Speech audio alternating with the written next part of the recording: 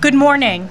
The American people are relieved that President Trump is safe following the unbelievable second assassination attempt in a period of weeks on his life.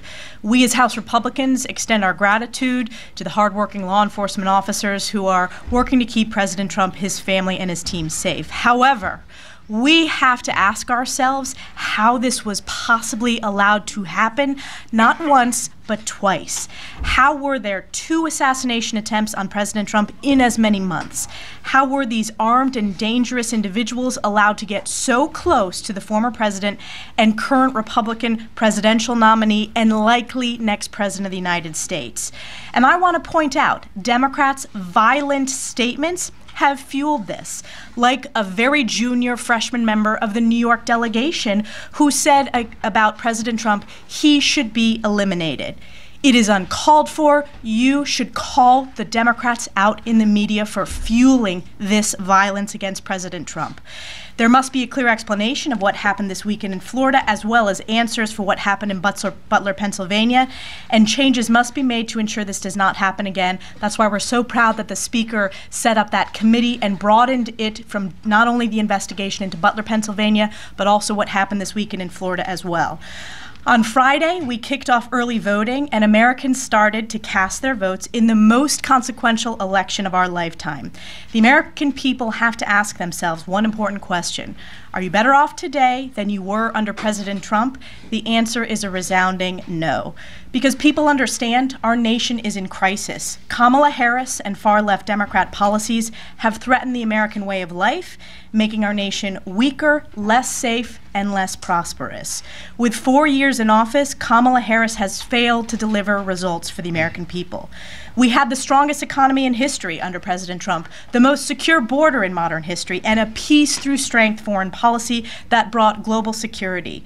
President Donald Trump is the leader the American people need to bring them out of the crises created by Joe Biden and Kamala Harris. Look at where we are today, the highest rate of inflation in my lifetime. And Kamala Harris was the deciding vote for Joe Biden's Inflation Expansion Act, the most wide open and dangerous border in modern history, in history of our country. That's because Kamala Harris failed as Joe Biden's open borders are. And take a look around the world. You have the catastrophic withdrawal from Afghanistan, where Kamala Harris was the last person in the room with Joe Biden. You have Putin invading Ukraine, and of course the deadly terrorist attack against Israel on October 7th by Hamas. Lastly, since this is a political press conference, I want to touch on the bombshell report from the Associated Press. In key targeted districts across the country, Democrats are illegally interfering in elections by recruiting shadow candidates to deceive voters and disrupt the will of the American people. These are blatant and unconstitutional attempts to undermine our democracy and election integrity. And we are joined today by two of those districts that the Democrats have illegally targeted. That's Congresswoman Jen Kiggans from Virginia and Congressman Zach Nunn from Iowa. These are amazing members of Congress and combat veterans who represent districts where these Democrats are trying to undermine elections and are undermining our elections. And these districts have been directly impacted by far-left Democrat policies of Kamala Harris as well. I want to first turn it over to Zach Nunn from Iowa's 3rd District. Thank you, Chairwoman. Thank you, Elise. My name is Zach Nunn. I represent Iowa's 3rd District, and today I'd like to share briefly a story of a man from Iowa with a brain injury who was targeted by Democratic operatives to get his name on the ballot. Despite this man not even being able to drive, they recruited him, they targeted him over the course of a year, impersonating members of Congress, deceiving him that he was in direct conversations with Donald Trump so that he would run in a Make America Great style party to try and get on the ballot.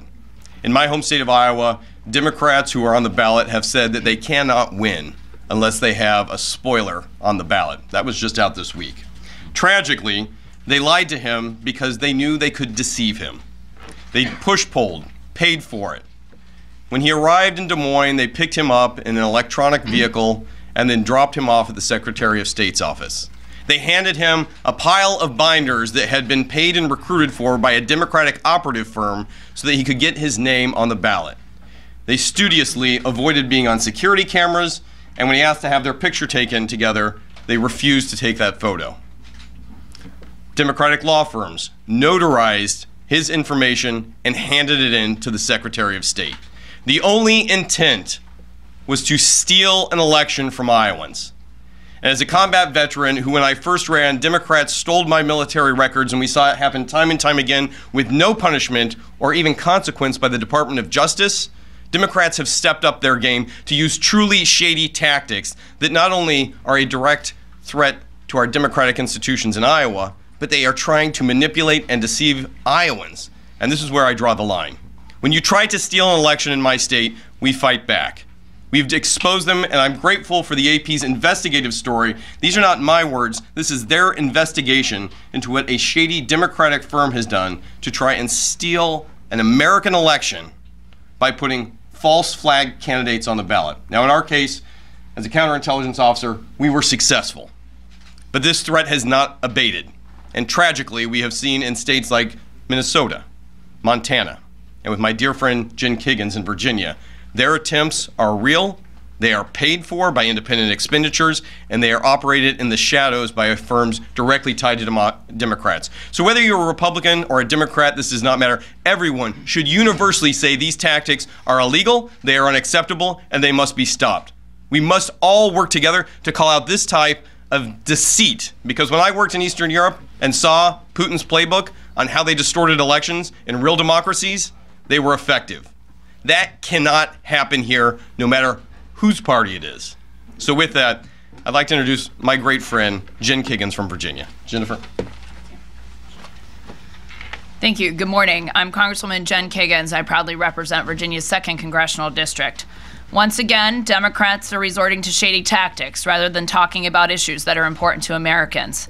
This week, an AP News story shed light on a Democrat-aligned firm who not only scouted but also collected signatures for and helped a third-party candidate on the ballot against me in Virginia's 2nd Congressional District. The games they are playing in my race are unfortunately not isolated to my district, and this is happening in other competitive races throughout the country. My message to Democrats is this: your shady and deceitful interference in this election will not deter nor detract my mission of taking care of this country and securing America's success. While Democrats pretend to be defenders of democracy, they've proven yet again that they will resort to lying and cheating in an attempt to trick voters. They know that they cannot beat me in a fair fight straight up on my record and policy priorities, so they resort to unethical and shady tactics like this. Make no mistake, the voters of Virginia's 2nd District will not be fooled. They know the Democrats cannot run on their failed priorities that have resulted in record inflation, an open border, less safe communities, and a weakened America on the world stage. Democrats need to know this as well. I am not intimidated nor deterred, and will continue to fight for our country to serve her in this capacity, holding this elected office, and will lead with integrity and truth, something they obviously do not understand. There's no place for this type of unethical behavior in politics, and Democrats should be ashamed of themselves. I served this nation in uniform for 10 years, took an oath to defend the Constitution of the United States of America, and will continue to fight for all that makes our country the greatest in the world. Thank you so much. And it's a privilege to introduce our whip, Congressman Tom Emmer. Thanks, Jen. It's unacceptable, as Elise was talking about, that when we now refer to the assassination attempt against President Trump, we have to clarify which one. Republicans, Democrats, and all Americans should be outraged by what's happened. The American people deserve answers, and I have full faith that the House's bipartisan task force will get to the bottom of this. Meanwhile, the sitting president of the United States has said President Trump needs to be put in a, quote, bullseye. Kamala Harris continuously calls President Trump, quote, a threat. And Congressman Dan Goldman, as was referred to earlier, has even called for President Trump to be eliminated. But that's not what you're hearing about from the mainstream media. Why? In fact, NBC News had the audacity to call the second attempt on President Trump's life in 2 months a mere golf club incident. And the mainstream media seriously wonders why Americans' trust in you has fallen to historic lows. Needless to say, Democrats' so-called leaders and the partners in the media need to get a grip. And the Secret Service can and should do more to protect President Trump. We cannot normalize what has happened to an American president and our current Republican nominee. Just look at what Donald Trump has been through. From the Russia hoax, to sham impeachments and indictments, to 2 attempts on his life in just 2 months. It's incredible that President Trump has come out on the other end of all of this with motivation to keep fighting. To me, Donald Trump is the patriot of the 21st century. He will never surrender, nor should he. And with that, I'm going to turn it over to our leader, Steve Scalise.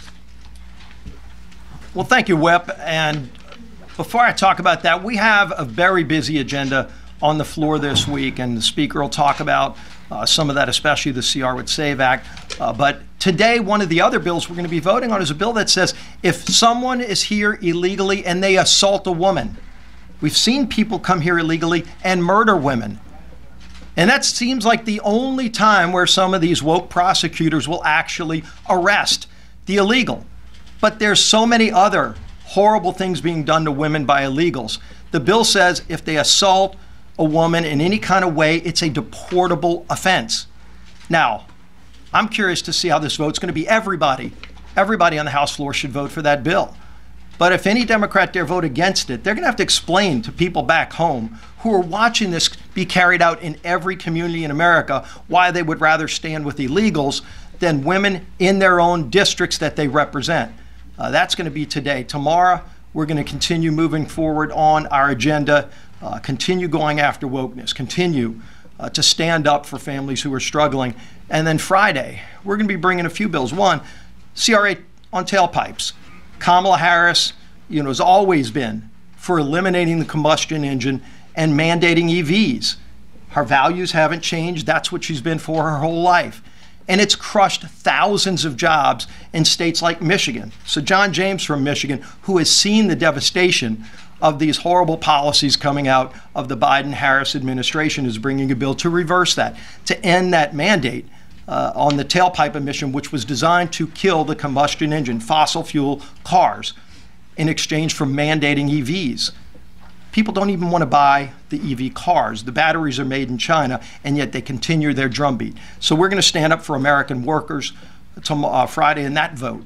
But one of the last votes we're going to have, and this is what I really want to talk about, is a bill by Mike Lawler that will ensure that both nominees for president, not just Donald Trump, also Kamala Harris, get the same level of Secret Service protection as the President of the United States. As has been talked about by so many already, it's unacceptable that now we're at 2 assassination attempts on President Trump. And luck cannot be a strategy by the Secret Service to have stopped these attempts. He came within inches, as we all know, on the first assassination attempt where shots actually rang out. If not for the advanced Secret Service agent seeing that muzzle just barely coming through a chain link fence, we may have been talking about something very different right now. Luck cannot be a strategy. Clearly, I think there's divine intervention. I know the Speaker has said that too. But at the same time, the Secret Service has to do better. And keep in mind, as we talk about adding this extra protection, every year since 2017, Congress has added more money to the Secret Service's budget than they even requested in their budget. And so it's not an issue of money. What they're doing with the money, we've had a lot of serious questions about before the first assassination attempt. Trying to carry out a woke agenda, focusing on the wrong things and forgetting their main mission, and that is to protect presidents and vice presidents of the United States. The Secret Service has to shift that focus and shift their priorities and provide this protection. But now I'm going to be very specific because we talk about the rhetoric. And when there's an incident like this, there's always talk that the rhetoric needs to dial down. And I'm one of those who says it too. But this isn't generic. There is very specific rhetoric we can now point to that we know is triggering some of these people who are unhinged, who take it the wrong way and want to carry out what is being sent to them by Democrats talking about this. We all know Kamala Harris, her quotes, where she says, Trump, quote, Trump is a threat to our democracy and fundamental freedoms. She said this over and over again, not just before the first attempt, Even after the first attempt on President Trump's life, there might have been a 2 or 3 day pause, and then they went right back to it. In fact, just days before the second assassination attempt, Kamala Harris made that quote. And then the second attempted shooter, he was regurgitating the same language as Kamala. So this is no longer a dog whistle, which it's been on the left. It's now being received by some unhinged people as a call to action when Democrats say this. Kamala needs to stop saying that President Trump is a threat to democracy. There are unhinged people that are taking that as a call to go and try to eliminate President Trump. She needs to stop it. Now, leadership starts at the top, and then you've got to go down. President Biden has said that as well, along with the quotes, and you've heard it from others. It's important to repeat. President Biden, quote, "It's time to put Trump in a bullseye." The President of the United States said that, and then two different people have taken that as a call to action. Where is the real scrutiny coming from the press to ask them, do you now denounce what you said? Because people are taking it the wrong way and are actually trying to carry it out. It's not just rhetoric. We almost lost President Donald Trump. And it shouldn't happen on either side. But you're seeing this language from the other side get higher and higher. Gotta say it again. Congressman Goldman, quote, "It is destructive to our democracy, and he, President Trump, has to be eliminated." Does anybody need an interpretation of that? One unhinged person hearing that, and what does that mean to them? That they're going to carry out as a call to action what they're being called to do. Cannot happen. It cannot happen. Congresswoman Plaskett, quote, "Trump needs to be shot." Has she been scrutinized on that quote? Are other Democrats being asked to call her out and stop doing that kind of thing that is being taken the wrong way? I've seen it personally. When people are called to action, one person is all it takes to take it the wrong way and then look at what could be. We don't want this to happen again, but the Democrats that are saying this, starting with Kamala Harris, have to stop the language they're saying. Talk about your policy differences, but stop all of this language about threats to democracy and Hitler comparisons, and he needs to be shot. Enough is enough. With that, I want to bring up the Speaker of the House. Thank you so much. Sorry about the heat and humidity in here. That's Steve's fault. He's from Louisiana. Listen, we're 48 days out from the election, and we are continuing, the Republicans are continuing to draw the contrast between our agenda of liberty, opportunity, and security for everybody and the Democrats' destructive agenda and their radical left policies. You will see that on display on the House floor this week and in the weeks ahead. In the meantime, let me give you just a quick update on the second assassination attempt. The second assassination attempt. It sounds surreal to say so. As fate would have it, my wife Kelly and I were at Mar-a-Lago to meet with President Trump. We were supposed to meet earlier after the shooting attempt. We joined him immediately thereafter. We spent almost 3 hours with the president. I would just tell you, and you may have heard my personal reflection on this, he was completely unrattled by the experience. Donald Trump is a strong individual, and he's a strong leader. And I don't think anyone can argue the case that there's been anyone, and certainly in the modern political era, probably throughout our history, who's been so aggressively attacked, and yet he remained so resolute and so committed to keep fighting for the American people. And I was very inspired by that. And I know that we all understand we've got to get down to the bottom of this. The Secret Service has dropped the ball, and it's inexcusable. We have a task force that has been investigating the events of Butler, Pennsylvania. As our conference chair, Elise Stefanik, noted, we're going to expand the scope of the task force to look into the events that happened in Florida on Sunday as well. We have got to get down to the bottom of this. We've got to ensure that this doesn't happen again. If they need additional funding, Congress will supply that. But we're told it's a manpower problem. Even if we gave them $3 billion tomorrow, it's impossible to hire 2,500 new Secret Service agents in a short period of time. We are less than 50 days out from the election. We need Donald Trump to be protected, as any candidate of his stature would be. I called the White House yesterday. I made a demand of the White House, President Biden, supply for President Trump the same degree of protection that a sitting president has. He's a former president. I believe he's going to be the next president, and right now he's a candidate under the greatest threat of any candidate in modern political history. It justifies that level of protection.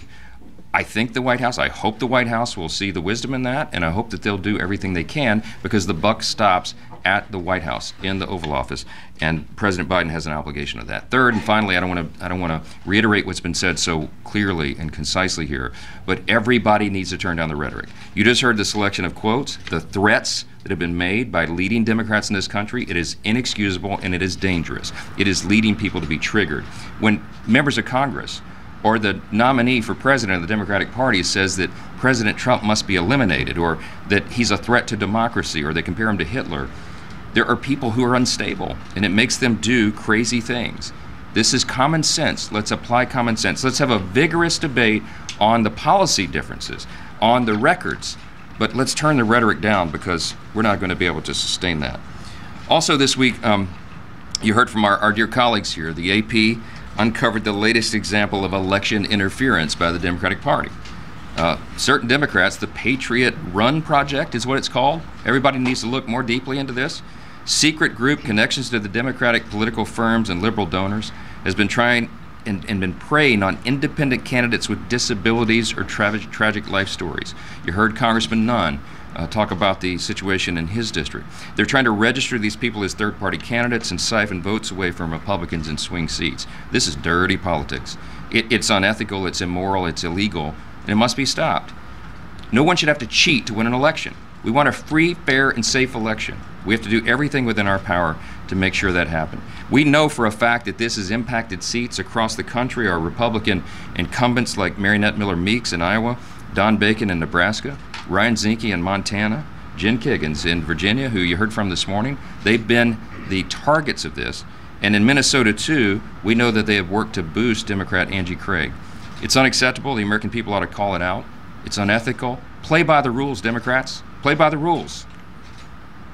We're going to win this fair and square, and we're going to make sure. There's another election interference effort the Republicans are fighting right now, and that is to make sure that non-citizens are not allowed to vote in the election. And that is why we're bringing the SAVE Act again to the floor today. We're attaching it to the continuing resolution. Why are we doing that? It's very simple. Congress has two very important assignments right now, immediately to be done. One is to make sure the government is funded, and the second is to make sure our elections are secure. I've been traveling the country nonstop. As of last weekend, I've done campaign events in 206 cities across 39 states, 40 states I think now. I lose count. Every single public setting, when we turn to audience questions in these big gatherings, the first or second question, almost without exception in every city, every town, every place in the country is, what about the election? Can we count on it? Is it going to be free and fair and safe? We have to guarantee that. Congress has a role at the federal level to make sure federal elections are secure. It is against federal law for non-U.S. citizens to vote in U.S. elections. But we have no mechanism right now to ensure that in the states, because they're not allowed to ask for proof of verification of citizenship when someone registers to vote. We've had a number of states already do audits. They found thousands of illegals already on the rolls. This is a serious problem because some of our elections are decided by razor-thin margins, and everyone in this room and the Hill Press Corps knows. Marinette Miller-Meeks won her first race in 2020 by 6 votes. Her nickname around here is Six Pack because of that. We had members, John Duarte in California won by just over 200 votes his first time. If you have a small percentage of the millions and billions of illegals who came over the border in the last 4 years under border czar Kamala Harris's policies, they could throw an election. They could throw the majority of the House. It could affect a presidential race. It's very, very serious stuff, and that's why we're going to do the right thing. We're going to responsibly fund the government, and we're going to stop the non-citizens voting in elections. Last thing, this is Woke Week. On the floor this week, you're going to see a number of bills that expose the Democrats' woke agenda that's hurting our students and our banks and our country at large.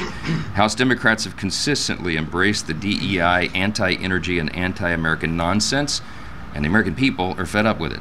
So we want our banks to be fiduciaries, not social justice warriors. We want our schools to be places of education, not indoctrination.